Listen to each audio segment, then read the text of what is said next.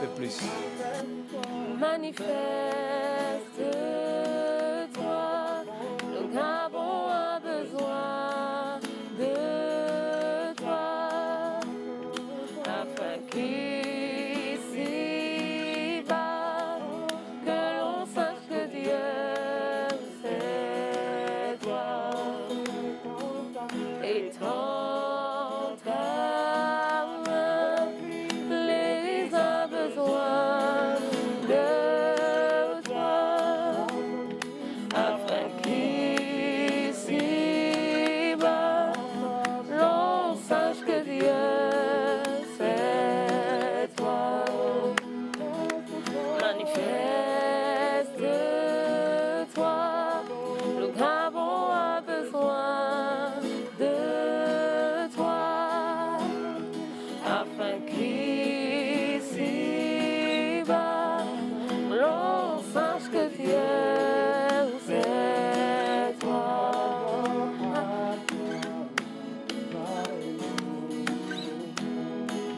La louange et la puissance, à toi la gloire et l'honneur, au siècle des siècles. Amen. À toi la gloire et l'honneur, la louange et la puissance. À toi la gloire et l'honneur, au siècle des siècles. Amen. À toi la gloire et l'honneur, la louange et la puissance. À toi la gloire et l'honneur, au siècle des siècles. Amen. Et tant âme, le Gabon a besoin de toi, afin qu'ici-bas, l'on sache que Dieu, c'est toi. Et tant âme, l'Église a besoin de toi, afin qu'ici-bas, l'on sache que Dieu, c'est toi. Manifeste-toi, la famille a besoin de toi, afin qu'ici-bas, l'on sache que Dieu, c'est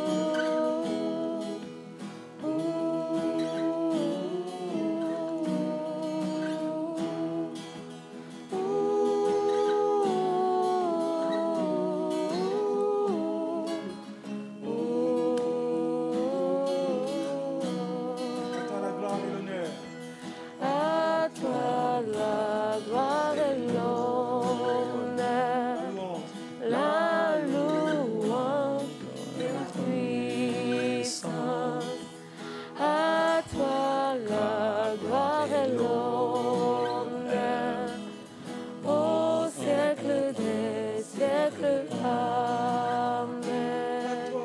À toi la gloire et l'honneur, la louange et la puissance. À toi la gloire et l'honneur, au siècle des siècles. Amen. Au siècle des siècles. Amen. Au siècle des siècles. Amen. Thank you, Jesus. Alléluia, alléluia, alléluia. Nous voulons tous vous accueillir dans le précieux nom de Jésus. Heureux une fois encore d'être avec vous, chez vous surtout, avec Gabon Télévision, Canal 320, qui nous donne l'opportunité de pouvoir partager ce que nous avons de meilleur, c'est-à-dire Jésus-Christ, à travers sa parole, la parole qu'il incarne, puisque la parole est formelle, la parole a été faite chair, elle a habité parmi nous, pleine de grâce et de vérité. Nous allons aborder ce culte en rappelant ce merveilleux cantique que nos chantres nous ont proposé ce jour. Seigneur, étends ta main, l'Église a besoin de toi, afin qu'ici-bas, l'on sache que Dieu, c'est toi. J'aimerais qu'avant que nous puissions continuer, que vous puissiez répéter cette parole alors qu'ils vont les reprendre ensemble. Seigneur, étends ta main, l'Église a besoin de toi, afin qu'ici-bas, l'on sache que Dieu, c'est toi. Ensuite, Seigneur, on demande, manifeste-toi, la famille a besoin de toi, afin qu'ici-bas, l'on sache que Dieu, c'est toi. Chantons-le ensemble, là où vous êtes, en famille, ensemble, rassemblons-nous et à nouveau, chantons-nous cela, proclamons cela. Il y a de la puissance derrière ces mots. Étends ta main, l'Église a besoin de toi, afin qu'ici-bas, l'on sache que Dieu... Dites-le avec nous. Seigneur, étends ta main, l'Église a besoin de toi. L'Église a besoin de toi. Afin qu'ici-bas, l'on sache que Dieu, c'est toi. Seigneur, étends ta main. Le Gabon a besoin de toi. Afin qu'ici-bas,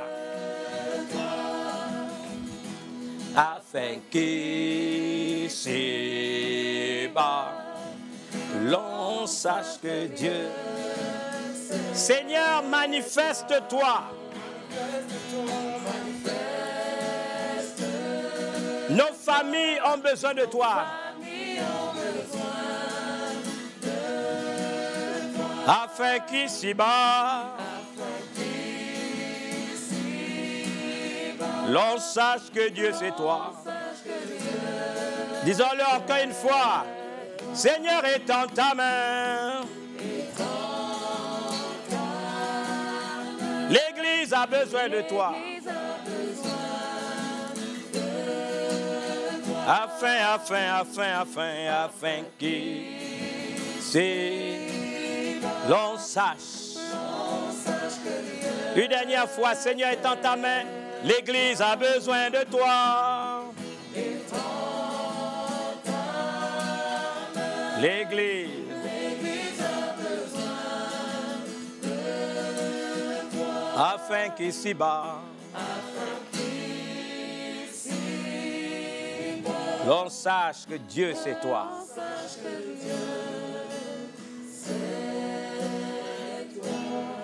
Éternel, tu es notre berger, nous ne manquerons de rien. Tu nous fais reposer dans des verts pâturages, tu nous conduis dans des eaux paisibles, tu restaures nos âmes. Il peut nous arriver de marcher dans l'ombre, dans la vallée de l'ombre de la mort, mais nous faisons le choix de ne craindre aucun mal, car tu es avec nous. Ta houlette et ton bâton nous rassurent. Tu dresses une table en face de nos adversaires, tu oignes nos têtes et nos coupes débordent. Nous voulons confesser ce matin, oui, le bonheur et la grâce nous accompagneront tous les jours de notre vie et nous habiterons dans la maison de l'Éternel jusqu'à la fin de nos jours. Telle est notre intercession en ton nom, Jésus. Amen. Nous avons une pensée tous les dimanches pour tous ceux qui nous aident, n'est-ce pas, à lutter contre cette pandémie qui a frappé à l'échelle des nations. Nous pensons en priorité au personnel médical. Personnel médical de notre pays, sur toute l'étendue du territoire, certes, mais également des autres pays du monde qui font un travail remarquable et aident des centaines de millions de personnes à travers le monde à lutter contre cette pandémie. Nous voulons demander à Dieu de leur donner la force, de leur donner la sagesse, l'énergie, de les sécuriser eux-mêmes, des hommes et des femmes qui ont investi de leur temps, investi de leur vie, qui abandonnent leur famille pour s'occuper des autres. Nous voulons véritablement que Dieu ne les oublie pas et que sa main soit étendue sur eux. Nous pensons aux forces de défense et de sécurité qui veillent sur nos sécurités, particulièrement dans notre pays. Nous pensons à ceux qui sont dans nos frontières terrestres, maritimes, ceux qui veillent sur notre espace aérien. Nous pensons à toutes ces personnes, à tous ceux qui ont des positions d'autorité, qui sont au front, qui doivent prendre des décisions. Et souvent, nous demandons à Dieu de les inspirer des décisions sages, des décisions salutaires. Vous savez, la critique est aisée, on le dit en français, mais l'art est difficile. Et nous avons besoin de prier pour ceux qui doivent prendre des responsabilités, qui doivent les assumer. Nous voulons que Dieu les soutienne et que Dieu les inspire des bons choix.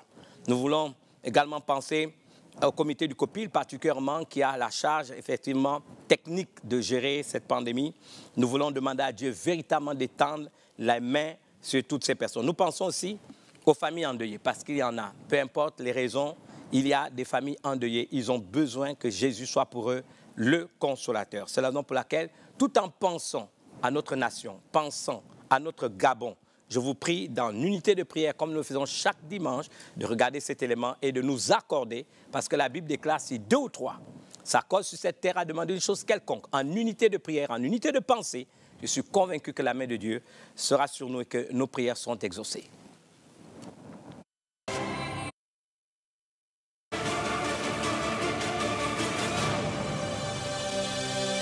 Règne, ô Dieu, sur le Gabon ta demeure, sur ton centre spirituel d'Afrique, Seigneur.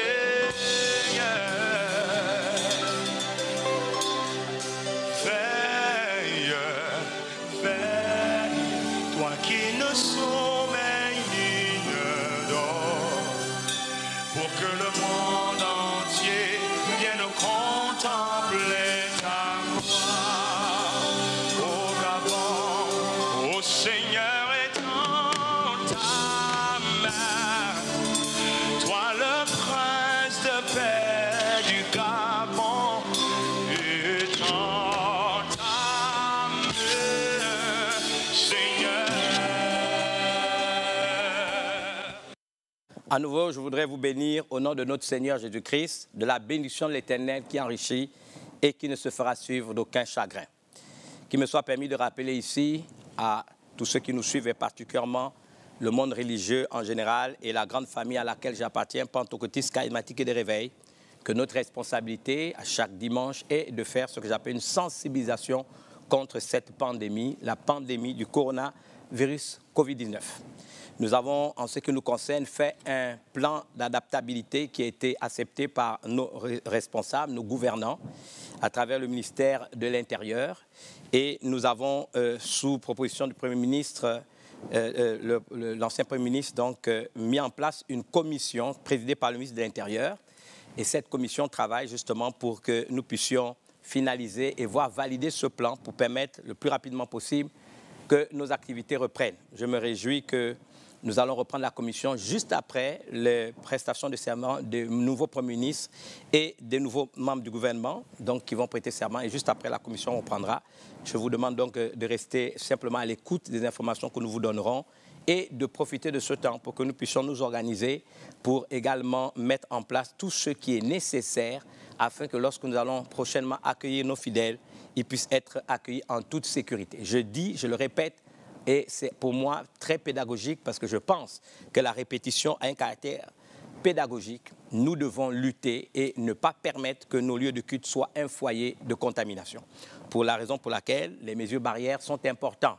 Premièrement, la distanciation. Chaque fidèle devra accepter qu'en rentrant au temple, il sera soit flashé premièrement, il y aura un ordre d'entrée. Il faudra laver les mains. Il faudra ensuite avoir un masque parce que le masque est obligatoire, n'est-ce pas? C'est un lieu public qui rassemble du monde. Et à l'intérieur de nos temples, distanciation, on dit de 1 mètre par côté, pour permettre justement à chacun de nos fidèles d'être en toute sécurité. S'il vous plaît, vous devez respecter donc toutes ces dispositions qui ont été prises. Je voudrais ici saluer toutes les leaders spirituels, particulièrement, et l'ensemble des communautés qui ont commencé à faire un travail. Nous voyons ce qui nous renvoie comme image au niveau de cette organisation pratique à l'intérieur de leur temple. Je voudrais les saluer, les remercier d'avoir fait un travail aussi phénoménal en si peu de temps. Notre responsabilité, c'est d'assurer la sécurité sanitaire de chacun de nos fidèles quand ils viendront au temple. Mais j'insiste, et nous le disons avec force, la question ne se résume pas à respecter les mesures barrières seulement quand vous viendrez à l'église. Si, quand vous viendrez au temple, vous respectez les mesures barrières et qu'en sortant du temple, vous vivez dans la désobéissance, dans totalement l'insouciance, les efforts que nous ferons au niveau de l'église n'auront aucun effet. Nous voulons vous sensibiliser pour que les mêmes disciplines qui vous seront imposées à l'église, vous puissiez vous les imposer à vous-même. Que ce soit dans votre lieu de travail, que ce soit dans vos lieux de domicile, que ce soit quand vous alliez en ville, au marché et ailleurs. S'il vous plaît, ayez toujours avec vous votre masque. Vous devez l'avoir. Si vous allez dans un lieu public, ayez le masque. Les distanciations, c'est aussi le fait de mourir un peu dans nos salutations fraternelles. Nous savons que nous aimons beaucoup ces salutations, mais on peut se saluer par le coude, par les pieds. C'est des faits que nous voyons aujourd'hui. Se moucher avec un papier jetable, le mettre dans une poubelle. Ce sont des réflexes que nous devons maintenant avoir. Et également tousser sur le creux du coude, nous vous le disons, et surtout laver les mains à l'entrée, à la sortie du temple. Si vous allez dans les vestiaires, aux toilettes par exemple, s'il vous plaît, respectez les consignes qui vous seront données. Vous aurez des huissiers et des membres du protocole qui vous orienteront et ils s'assureront qu'en sortant des toilettes, vous aussi lavez vos mains, vous allez essuyer avec le papier jetable et que tout soit mis, bien sûr, dans des poubelles affectées pour cela. Nous vous faisons confiance. Vous devez tout faire. Vous savez que nos lieux de culte brassent du monde, c'est vrai. Et si nous arrivons à vous sensibiliser, vous serez facteur de sensibilisation pour d'autres. Et nous pourrons vaincre très, très rapidement, n'est-ce pas, cette pandémie qui fait du dégât dans le monde. Vous savez que dans certains pays, il y a une recrudescence de cette pandémie et ce n'est pas une bonne chose parce que plus ça va durer, plus nous risquerons d'être dans ce qu'on appelle ces urgences sanitaires. Nous voulons en sortir. Mais tout dépend. Il y a des pays qui s'en sortent très bien parce qu'il y a la culture de la discipline. Si nous l'avons, eh bien, nous réussirons à relever ce défi. C'est la raison pour laquelle je vous demande encore une fois d'être patient, de demander aux pasteurs, de prêtres, catholiques, imams et autres. Nous continuons à travailler sur justement ces dispositions et je suis convaincu que, comme nous l'avons souhaité, que certainement, si tout se passe bien cette semaine, à la fin de ce mois, nous pourrons reprendre nos activités normalement. Mais comme on l'a dit, et je voudrais préciser, ce sera une reprise progressive. Il faudrait que chacun soit assez humble pour savoir que si vous n'avez pas tout le matériel nécessaire, si vous n'avez pas pris toutes les dispositions, vous n'êtes pas contraint de commencer. Il faudrait vous organiser. Et là, les fédérations en particulier et les grandes entités ecclésiastiques qui existent doivent pouvoir mutualiser leurs efforts pour aider les plus faibles. Comme on l'a dit à nos différentes rencontres, ne laissons pas les uns. Nous devons le faire avec les autres. Nous pensons aussi à tous nos bien-aimés de l'intérieur du pays. Je me suis réjoui que certains films sont parvenus, particulièrement de Chibanga. J'ai été heureux de voir cette vidéo où il y a eu pas plus tard que samedi désinfection du temple. Donc une association chrétienne, n'est-ce pas, a envoyé du matériel et ils ont pu désinfecter leur temple et recommencer à mettre, n'est-ce pas, des dispositions qui correspondent justement à ce plan d'adaptabilité. Je voudrais vous remercier de nous avoir envoyé ces images et tous les autres continuent à le faire. Ce sont des actes que nous posons qui rassurent également particulièrement nos autorités du fait de notre volonté à vouloir à leur côté lutter contre cette pandémie. Je voudrais donc vous bénir pour tous ceux qui le font et en appeler encore à la discipline. Un chrétien, c'est quelqu'un de discipliné. Jésus dit à ses disciples, si quelqu'un veut me suivre, ou si quelqu'un veut me suivre, qu'il renonce à lui-même, qu'il se charge de sa croix et qu'il me suive. Un disciple, c'est quelqu'un qui marche dans la discipline de son maître. Je voudrais me réjouir que les chrétiens, nous pourrons, et les croyants en général, démontrer à la face du monde et de notre nation notre aptitude à la discipline. Nous aurons ce cantique et ensuite un élément et après je passerai au message.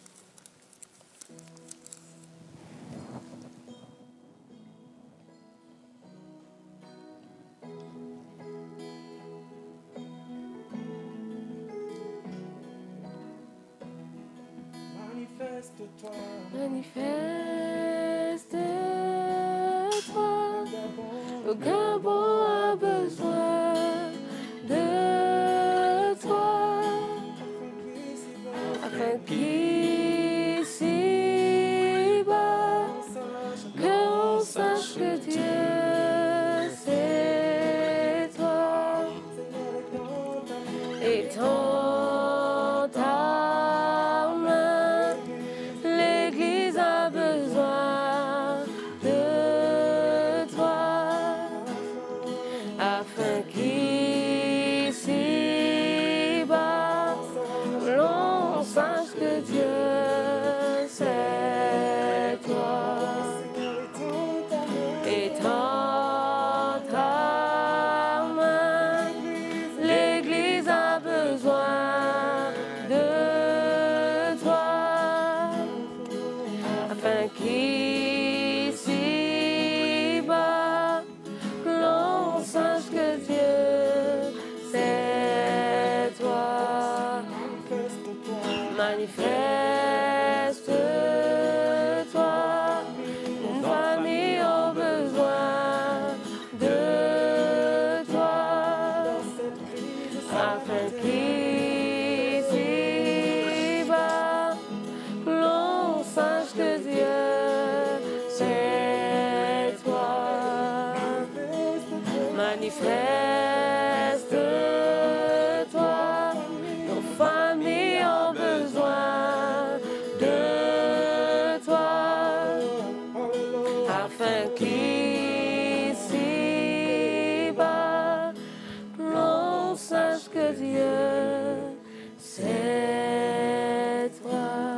Alléluia. Des paroles pleines de sagesse, des paroles pleines de puissance.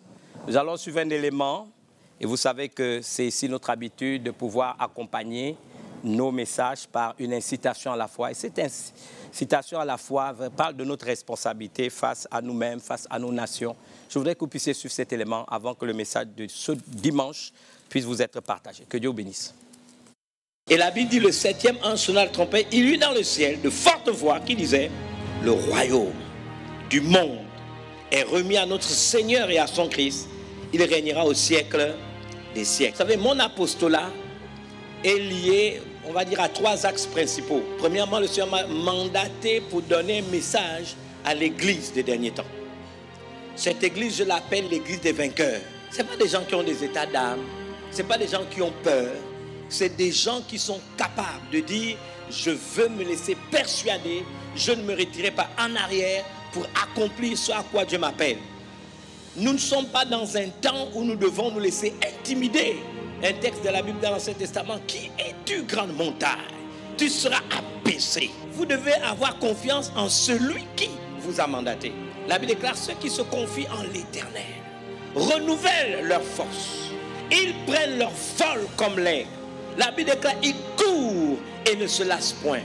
Ils marchent et ne se fatiguent point. Vous savez, en hébreu, il y a 3 façons, du moins même 4, de traduire le mot confiance. Le premier mot, c'est ceux qui s'appuient en l'Éternel. Si vous avez un mandat divin, vous devez vous appuyer en l'Éternel. J'aimerais dire à quelqu'un, il est le rocher des siècles. Vous pouvez certainement vous appuyer sur lui. Si votre vie est édifiée sur le rocher des siècles, vous savez, si nous ne l'avions pas fait, je serais mort depuis longtemps. S'appuyer sur le rocher des siècles, les vents contraires peuvent venir, les torrents peuvent venir, mais si votre vie, votre mandat, votre destinée est édifiée sur le rocher des siècles, qu'est Jésus. La Bible déclare ceux qui s'appuient sur l'Éternel. Une autre version que j'aime dit ceux qui s'attendent à l'Éternel. Nous devons apprendre à nous attendre à Dieu. Peut-il me donner un mandat et je vais obéir au mandat sans m'attendre à ce qu'il m'équipe? Il va m'équiper, il va me parler, il va m'orienter, il va me diriger. Mais je dois m'attendre à lui.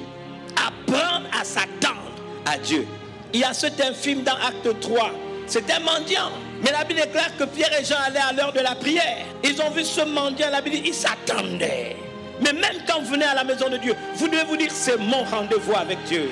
C'est le jour de ma visitation.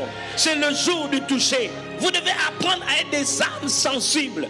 Je ne vends pas à la maison. C'est pour ça que le psalmiste dit, je suis dans la joie quand on me dit, allons à la maison de l'Éternel. Parce qu'il s'attend à quelque chose. Donc ceux qui s'attendent à l'éternel, mais le même texte aussi dit, ceux qui endurent tout pour l'éternel. Si tu es dans l'épreuve, permets-moi de te dire, la Bible déclare, l'épreuve aura son terme.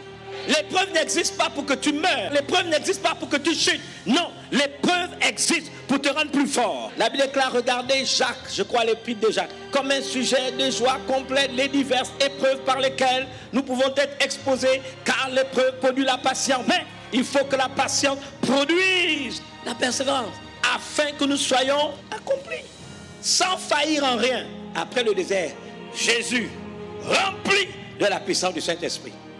Il y a des onctions, tu as besoin d'épreuves. C'est Paul qui le dit, non? Je connaîtrai Christ, virgule, et conjonction de coordination, la puissance de sa réflexion. Mais il ajoute un autre, et la communion avec ses souffrances. Alléluia. Thank you, Jesus. Je voudrais lire le texte de base. Nous sommes aujourd'hui toujours dans la même thématique, les 7 piliers de la sagesse divine. Et dimanche dernier, nous en étions à parler du défi du pain ou de la satisfaction personnelle. Et aujourd'hui, je m'acquitterai d'un devoir, celui de parler du défi du culte de la personnalité et non du service, principe de la légitimité. Donc, le fait de s'en sortir, de ne pas tomber sous le piège du défi du culte de la personnalité. Le texte de base se trouve dans Matthieu, chapitre 4. Je lirai donc les versets 4 à verset 7. Le tentateur s'étant approché lui dit, si tu es le Fils de Dieu, ordonne que ces pierres deviennent des pains. Jésus répondit, il est écrit, l'homme ne vivra pas de pain seulement, mais de toute parole qui sort de la bouche de Dieu.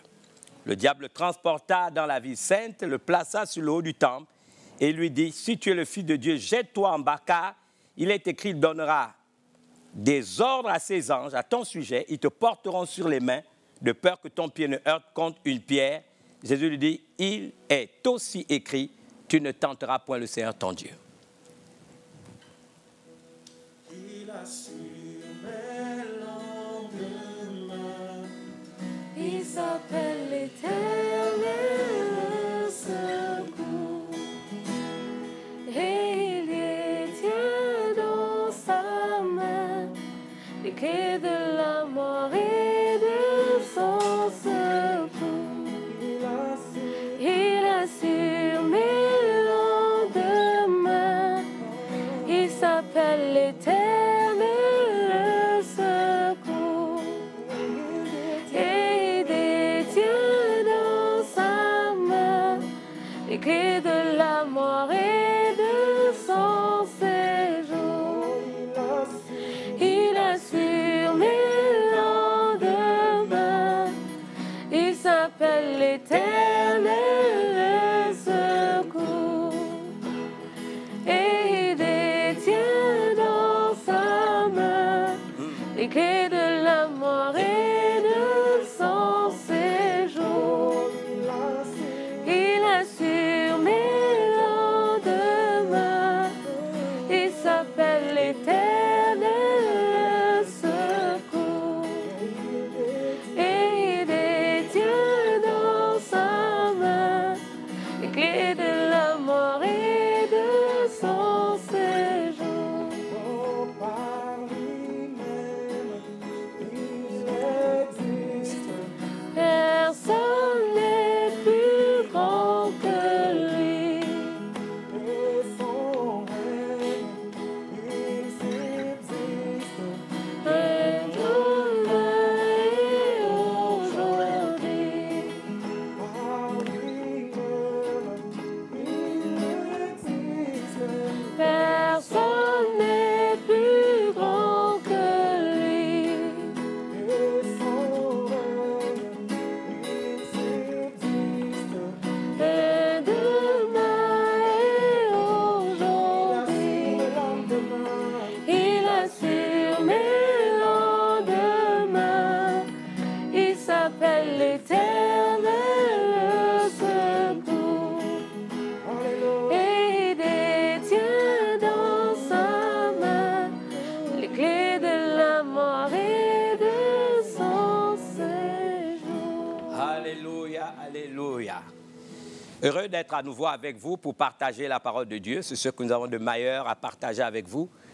Et je voudrais vous dire que nous avons abordé cette thématique, les 7 piliers de la sagesse divine. Dans les 30 minutes qui vont suivre, nous allons essayer d'avancer. Et je voudrais rappeler pour votre gouverne, à chacun d'entre vous, que le premier texte que nous avons lu se trouvait dans Hébreux 12. Et on avait vu que Dieu avait décidé qu'il allait à nouveau ébranler les cieux et la terre. Nous nous sommes posé la question pourquoi Dieu ébranlait les cieux et la terre. Nous savons que dans le cours de l'histoire, Dieu a ébranlé des systèmes, Dieu a ébranlé des empires. Et la négation de Dieu et des valeurs qu'il incarne, la négation de Dieu et des valeurs ont été, on va dire, le dénominateur commun de tout ce qui s'est passé. Nous vous sommes posé la question, où est la grande Babylone qui a existé de 626 à 539 avant Jésus-Christ? Nous sommes posé la question, la Grèce antique de 311 à 141 avant Jésus-Christ, l'Empire romain de 141 avant Jésus-Christ à 224 après Jésus-Christ, l'Empire ottoman de 1299 à 1923, l'Allemagne nazie de 1934 à 1945, et même l'Empire soviétique de l'époque, à partir de la révolution bolchevique de 1917 à 1987, nous sommes posé la question. Dieu a, dans le cours de l'histoire, ébranlé. Il a ébranlé les systèmes, il a ébranlé le monde. La négation de Dieu est le dénominateur commun de toutes ces destructions. Mais cette fois-ci, il semble que la parole prophétique va dans une autre dimension. Dieu dit qu'il n'ébranle pas seulement la terre, comme il l'a fait dans le cours de l'histoire, mais il va s'attaquer à l'origine même des choses. Vous savez que dans Hébreux chapitre 11, le verset 3 nous dit que ce n'est pas la foi, que nous croyons que les mondes ont été créés par Dieu, en sorte que ce qu'on voit n'a pas été fait de choses visibles. Nous savons que ce que nous voyons dans le monde visible a une origine spirituelle. Donc, que ce soit des manquements que nous pouvons observer sur la terre, des comportements, la méchanceté organisée, il y a une origine spirituelle. Donc, Dieu décide de s'attaquer à la source du mal.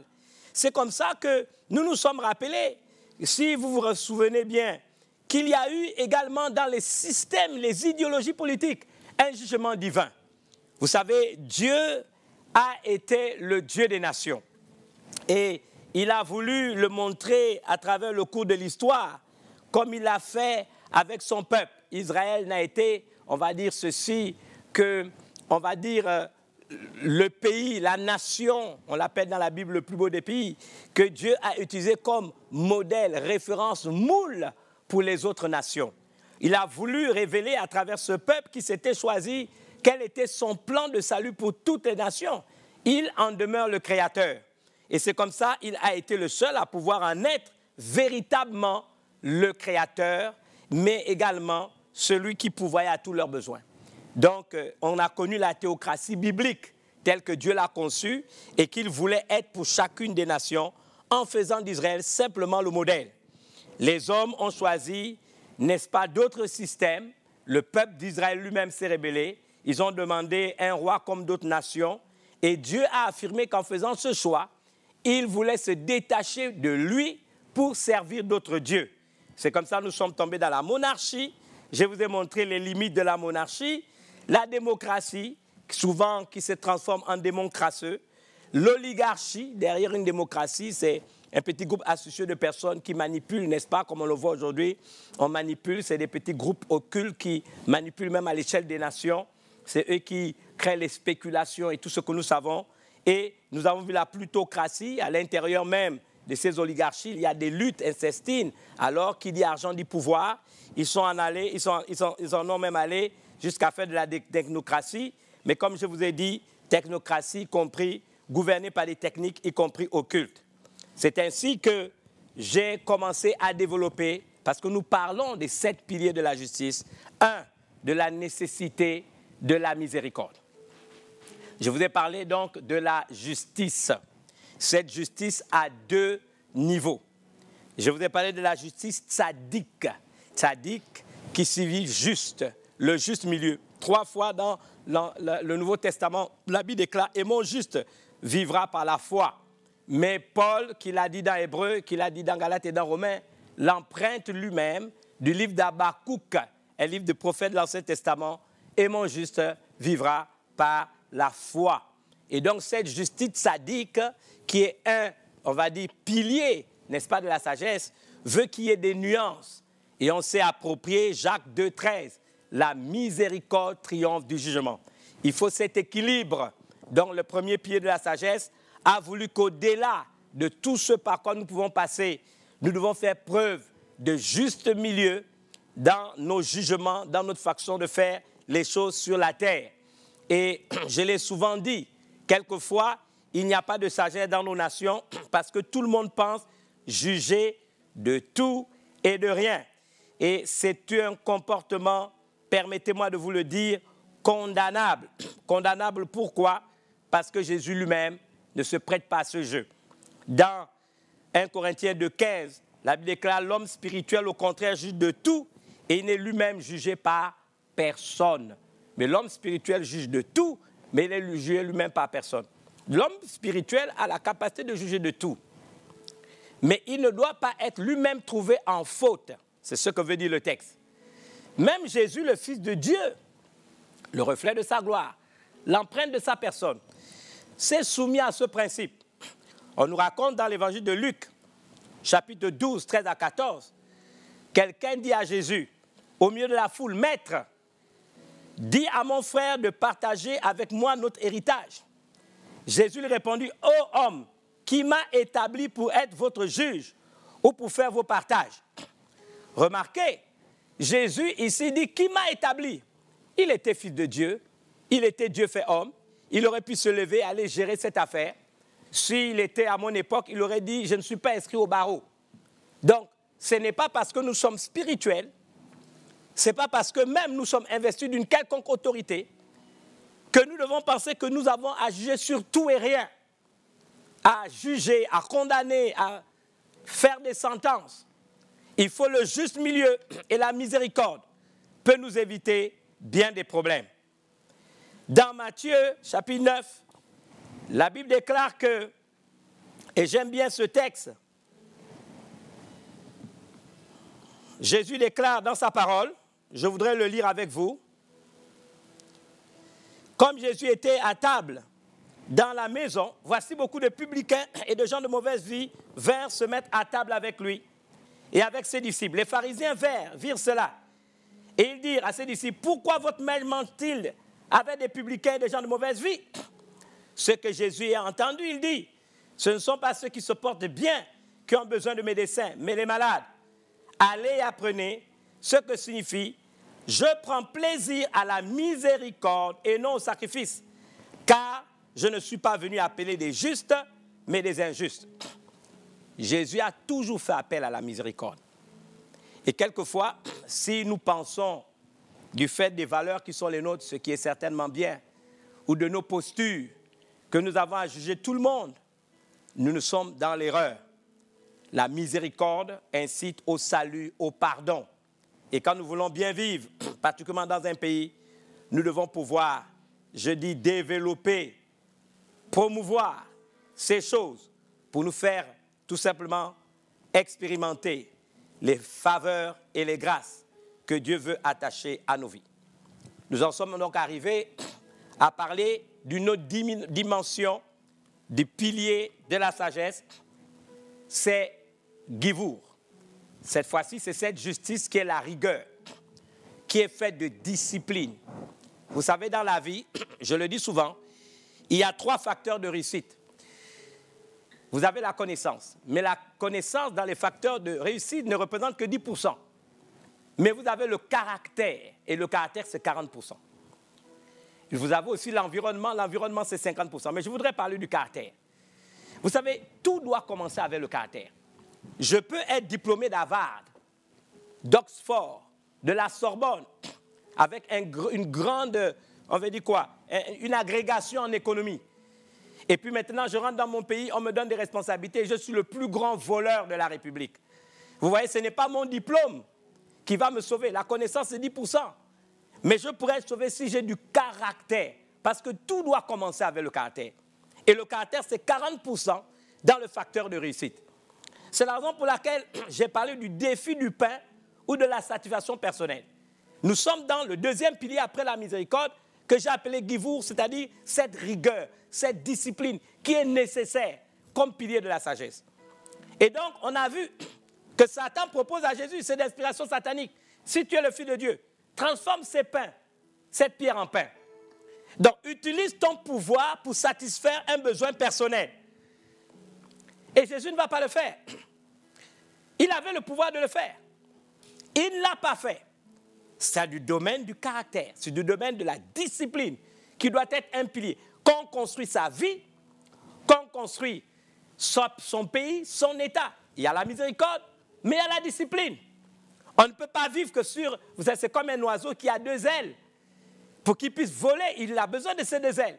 On ne peut pas seulement se dire, non, faisons de la miséricorde. S'il n'y a que de la miséricorde et qu'il n'y a plus de la discipline et que nous mettons, n'est-ce pas, hors d'état de nuire cette exigence qu'est la rigueur, qu'est la discipline, nous ne parviendrons nulle part. Et quelquefois, nos pays se maintiennent dans des niveaux de sous-développement parce que nous refusons la rigueur, nous refusons la discipline. Ceux qui veulent l'imposer aux autres ne se l'imposent pas même à eux-mêmes. Vous savez, nous allons d'un principe que si moi je donne un ordre, je dois m'assurer que je suis soumis moi-même au principe. Vous ne pouvez pas soumettre des gens à des principes auxquels vous ne croyez pas vous-même. Si, imaginez, je suis directeur d'une boîte et que j'interdis à mes collaborateurs de détourner les fonds et que moi-même je suis trouvé en train d'être le plus grand détourneur, pourquoi voulez-vous que ceux qui sont soumis à mon autorité me respectent ou se soumettent à la même règle? Vous voyez, on ne peut pas construire ni une vie, ni une famille, ni une église, ni une nation sans rigueur. La rigueur et la discipline, c'est important. Et donc, nous en sommes là. Si tu es le Fils de Dieu, il était qu'il me soit permis de parler à tous ceux qui ont une once d'autorité. En commençant par le chef de famille, le père. Ça commence là. Ça peut être maintenant le chef d'une entreprise, mais le papa à la maison. Un chef d'entreprise, un directeur d'école, un recteur d'université, un officier qui a sous ses ordres des centaines de soldats, un membre du gouvernement, un président d'institution. Je vous pose la question. Qu'en est-il de vous? Un pasteur, un prêtre, un imam, qu'en est-il de vous? Qu'en est-il de moi? Nous le sommes déjà. Je suis déjà l'autorité. Ai-je besoin de faire des artifices pour prouver que je le suis? Non, si tu es le Fils de Dieu, fais un miracle. Transforme ces pierres en pain, puisque tu as faim. Use de ton autorité, de ta position pour satisfaire tes besoins personnels. Non, ce n'est pas juste. Nous nous sommes arrêtés là dimanche dernier, mais nous pouvons continuer avec maintenant la deuxième partie du texte. On nous dit cette fois-ci que le diable le transporta dans la ville sainte, le plaça sur le haut du temple et lui dit, si tu es le Fils de Dieu, c'est la même tentation. Il dit, jette-toi en bas, car il est écrit, il donnera des ordres à ses anges, à ton sujet, ils te porteront sur les mains de peur que ton pied ne heurte contre une pierre. Jésus lui dit, il est aussi écrit, tu ne tenteras point le Seigneur ton Dieu. J'ai parlé dimanche dernier, le défi du pain ou de la satisfaction personnelle. Aujourd'hui, je parle du défi du culte de la personnalité ou du service, principe de la légitimité. Le diable dit encore une fois à Jésus, si tu es le Fils de Dieu, permettez-moi de vous dire qu'il l'était. Mais cette fois-ci, je pense que l'attaque, elle est beaucoup plus cynique. Parce que cette attaque ou cette demande est accompagnée d'un texte biblique qu'on trouve dans le psaume 90, ou 91, excusez-moi.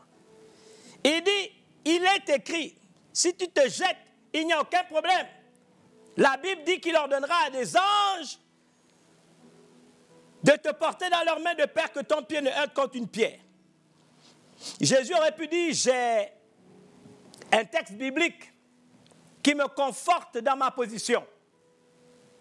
Il aurait pu le dire. Comme peut-être certains d'entre vous vous dites, dans la Constitution, peut-être, dans les textes organiques, peut-être, il est clairement transcrit que j'ai telle possibilité, tel pouvoir. Et on use de ces choses pour assouvir, on va dire tout simplement, des desseins obscurs. Mais j'aimerais vous dire quelque chose. Comprenez le contexte. L'heure de la prière en Israël, de l'après-midi, s'appelle Vespère. C'est la première veille du soir. Cette prière se passe entre 18h et 21h. Il faut vous dire qu'on l'appelle l'heure de l'offrande. Et dans l'imagerie, on va dire religieuse des Israélites, et même Paul en fait référence, tout juif normalement constitué pensait que quand le soleil se couchait, c'est à cette heure-là que leur ange gardien se tenait devant la présence de Dieu pour faire le rapport de la journée de chacun des Israélites. Et donc, les Israélites aimaient beaucoup cette heure de prière de 18 heures. On l'appelle Vespère dans le calendrier gréco-romain, parce que c'était l'heure de l'offrande, mais c'était le sacrifice d'expiation. Donc, tout le monde courait vers le temple pour faire un sacrifice d'expiation, pour qu'à 18 heures, lorsque les anges seraient en train de faire leur rapport, leur péché aurait été couvert par les sacrifices d'expiation. C'est la raison pour laquelle le temple était bondé de monde dans cette prière qu'on appelle Vespère. Déjà, Paul en fait référence quelque part lorsqu'il dit dans Éphésiens 4, 26 à 27, « Si vous vous mettez en colère, ne péchez point que le soleil ne se couche pas sur votre colère et ne donnez pas accès au diable. » Donc, les Juifs savaient ça. Il ne fallait pas que le soleil se couche. Il fallait régler sa journée. Et tous couraient vers le temple. Maintenant, regardez le contexte. Quel est le but de Satan? Que Jésus apparaisse du haut du temple et qu'il descende comme un hélicoptère au milieu des parvis, alors que tout le monde est là devant l'autel des reins en train de faire les sacrifices. Et là, comme un hélicoptère, le Seigneur descendant du haut du temple, qu'allait-il arriver? Il allait subjuguer les foules, envoûter les foules. Et là, descendant comme un hélicoptère, tout le monde allait le regarder. Les gens se seraient mis à crier « Le Messie, Mashiach !» Et là, c'était l'objectif du diable. Jésus refuse. Jésus refuse de le faire. Il dit non, tu ne tenteras point le Seigneur ton Dieu. Je pense qu'il y a deux niveaux de lecture dans ce texte. La première chose, toute personne qui tente de s'élever pour asseoir sa domination sur les autres en utilisant des artifices fallacieux, c'est Dieu qu'il tente. Et cela est d'une inspiration satanique. Tous les textes que j'ai tenté de regarder cette semaine me le prouvent suffisamment. On nous parle d'Ézéchiel, chapitre 28, versets 2 à 10. Fils de l'homme, Dieu au prince de Tyr. Tyr ici, vous comprendrez bien que c'est la racine du mot tyran. Ainsi parle le Seigneur. Donc nous avons ici, on va dire, une illustration de Satan lui-même. Dieu lui parle, il dit, ton cœur s'est élevé. Et tu as dit, je suis Dieu. Je suis assis sur le ciel de Dieu au sein des mers. Mais Dieu lui dit, toi tu es homme et non Dieu. Et tu prends ta volonté pour la volonté de Dieu. Voici, tu es plus sage que Daniel, rien n'est secret, n'est caché pour toi. Par ta sagesse et par ton intelligence, tu t'es acquis des richesses, tu as amassé de l'or et de l'argent dans tes trésors. Par ta grande sagesse et par ta connaissance, par ton commerce, tu as accru des richesses et par tes richesses, ton cœur s'est élevé. Ton cœur s'est élevé. C'est pourquoi ainsi parle le Seigneur, l'Éternel. Parce que tu prends ta volonté pour la volonté de Dieu. Voici, je ferai venir contre toi des étrangers, les plus violents d'entre les peuples. Ils tireront l'épée contre ton éclatante sagesse, ils sueront ta beauté, ils te précipiteront dans la fosse, et tu mourras comme ceux qui tombent percés de coups. Au milieu des mers, en face de ton meurtrier, diras-tu, je suis Dieu. Tu seras homme et non Dieu, sous la main de celui qui te tuera. Tu mourras de la mort des incirconcis, par la main des étrangers, car moi, j'ai parlé, dit le Seigneur l'Éternel. Ce texte m'a beaucoup impressionné. Vous voyez, quand on est dans le culte de la personnalité, on veut s'élever à un niveau où on veut faire croire aux gens qu'on est quelque part Dieu nous-mêmes. On décide de tout. On oriente tout. On décide de tout. Plus personne n'a quelque chose à dire. C'est ce que Satan voulait. C'est ce type de grandeur que Satan voulait inspirer à Jésus. Il dit non, lève-toi. Tout le monde va te reconnaître. Et tout ce que tu diras, tout le monde te croira. Vous savez, quand l'Antichrist va agir, malheureusement pour lui, il devra attendre que l'Église soit enlevée. Mais quand il sera venu sur terre, la Bible dit, il fera des miracles mensongers. Au point que tout le monde croira en lui. Il va subjuguer les foules. Il va envoûter. Il va manipuler. Et vous voyez, nous ne pouvons pas accepter ce type de grandeur. Ce type de grandeur ne correspond pas à la volonté de Dieu. Vous savez, j'ai pensé à une autre histoire dans Actes des Apôtres, chapitre 12, versets 21 à 23. C'est le roi Hérode.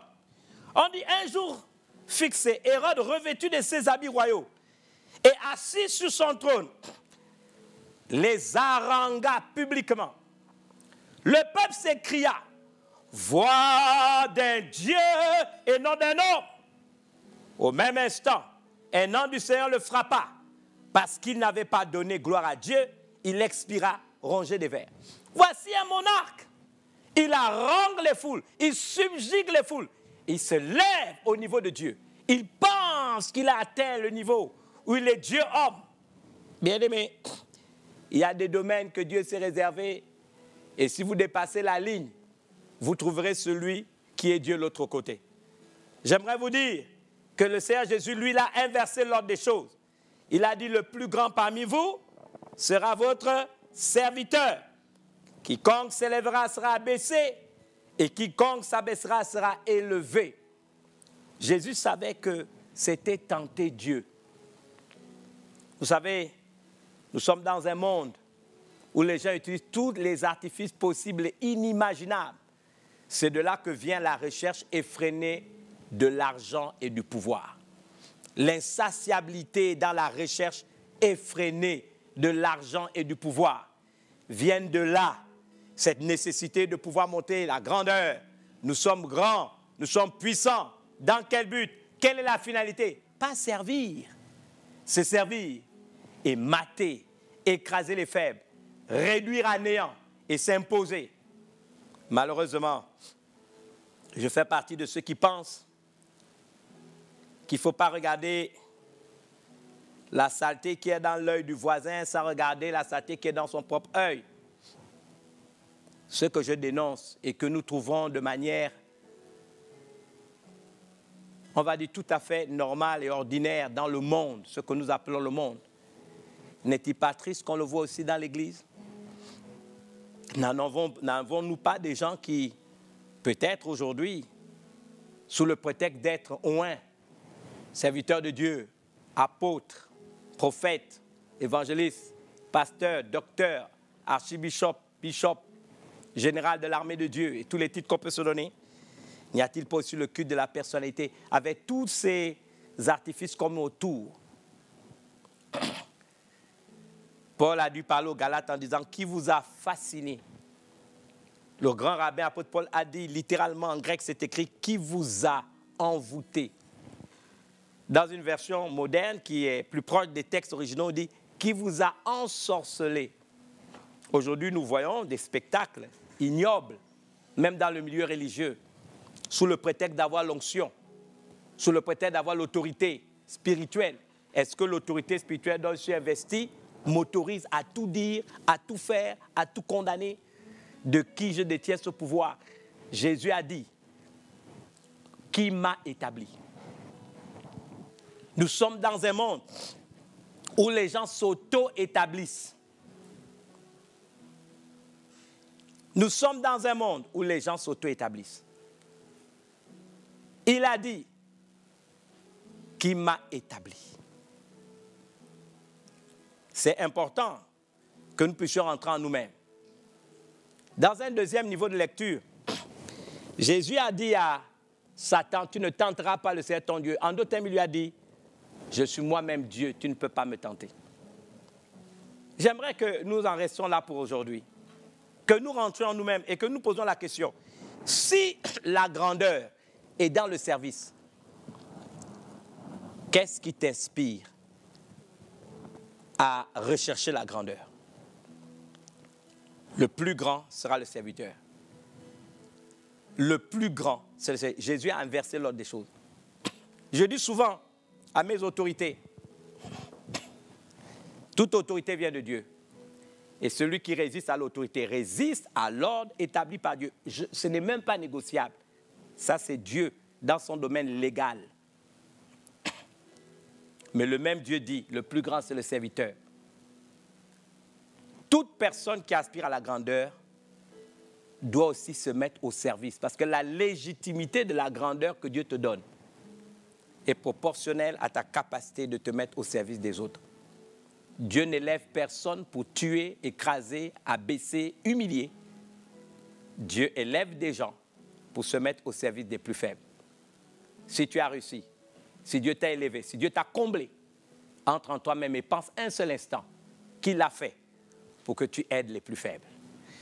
Je m'arrêterai là en vous demandant de prendre en compte donc cette dimension. Nous devons nous battre pour faire la guerre à toutes les convoitises charnelles qui veulent détruire notre âme, qui veulent nous déshumaniser et faire de nous des animaux. Ce troisième pilier qu'on appelle Néza, c'est une guerre que nous devons faire contre nous-mêmes. Éviter, quelles que soient les grâces qui nous sont faites, de penser que c'est notre propre mérite, au-delà de ce que nous aurons pu faire par nous-mêmes. Mais la faveur de Dieu n'existe que si nous avons intégré que s'il m'a élevé, c'est pour aider les plus faibles. Je voudrais que vous gardiez cette pensée et que toute autre pensée qui peut vous venir à l'esprit, si c'est pour détruire, même dans le mariage, pourquoi tu veux une femme? Pourquoi tu veux des enfants? Si c'est pour servir, si c'est pour construire, Dieu te fera grâce. Pourquoi tu veux un poste? Pourquoi tu veux travailler? Si c'est pour servir, Dieu te fera grâce. Pensez à cela et toute autre pensée qui peut venir à votre esprit, vous devez la combattre pour que vous ne deveniez pas plus tard un monstre. On peut quitter, vous savez, on dit souvent, en ce qui nous concerne, que tant que tu n'as pas accédé à un niveau dans la vie sociale, c'est facile de juger les autres. Mais le jour où tu auras cette opportunité, il est possible que tu ne sois pas l'être humain qui critique aujourd'hui, au risque d'être toi-même un monstre. Il y a des gens, quelquefois, il y a des choses qui ne vous arrivent pas parce que Dieu sait que vous n'êtes pas prêts. Vous savez, le pauvre peut critiquer et être jaloux de tous les riches de la ville. Mais vous savez, il va dire, oui, mais voilà, ces gens-là, ils sont égoïstes, ils ne donnent rien. Mais peut-être toi, Dieu ne te donne rien encore parce qu'il sait que le jour qu'on va te donner, tu feras pire. Donc, chacun d'entre nous a besoin d'apprendre et demander au Seigneur de nous faire grâce. Seigneur, je voudrais te bénir pour cet auditoire qui m'a écouté aujourd'hui. Je voudrais semer encore des semences de paix dans leur cœur, dans leur vie, et te demander simplement, Seigneur, que ces piliers, nous en avons déjà appris 3, nous puissions les intégrer dans notre vie, dans la construction de notre vie personnelle, construction de notre foyer, construction de notre Église, construction de notre nation, pour que en toutes choses, nos vies te glorifient. Que la paix de Dieu, qui surpasse toute intelligence, garde les cœurs et les pensées de tous ceux qui nous ont fait la grâce de suivre ce message. J'aimerais faire une prière pour toi. Tu te dis, je veux recevoir Jésus comme mon Seigneur et Sauveur. Je veux te donner cette occasion parce que tout ce que je peux te dire ne peut avoir de réel sens dans ta vie que si tu le reçois maintenant même. Donc fais simplement cette prière et tu trouveras nos numéros de téléphone et tu pourras rentrer en contact avec nos assistants et assistantes et nous serons heureux de te recevoir pour que tu continues ta marche avec le Seigneur. Dis simplement avec moi, Seigneur Jésus, je m'abaisse devant toi. Je te demande pardon, la manière dont j'ai vécu ma vie. J'ai écouté ta parole. Mais en toute honnêteté, aujourd'hui, je veux me réconcilier avec toi. Je t'invite à venir dans ma vie et à faire en sorte que je sois illuminé dans mon intelligence. Enlève les écailles et fais luire ta lumière dans mon entendement afin que ma vie ne soit plus jamais la même. Je te reçois donc comme mon Seigneur et Sauveur personnel. Seigneur, je m'attends à ce que je puisse continuer à grandir. Donne-moi l'opportunité de continuer à écouter ta parole et à faire en sorte que ce que j'ai appris puisse rester comme des semences plantées en moi qui porteront du bon fruit. Seigneur, merci, parce qu'à partir d'aujourd'hui, je crois que mon nom est écrit dans le livre de vie et que tu vas me faire la grâce de croître en sagesse, en stature et en grâce devant toi, Père, et devant les hommes. Telle est ma prière en ce jour et en ton nom, Jésus. Amen. Heureux d'avoir été avec vous. Les chantes, merci. On se verra dimanche prochain par la grâce de Dieu. Que Dieu vous bénisse. Il a su le lendemain, il s'appelle l'Éternel, le secours, et il détient dans sa main les clés de la mort et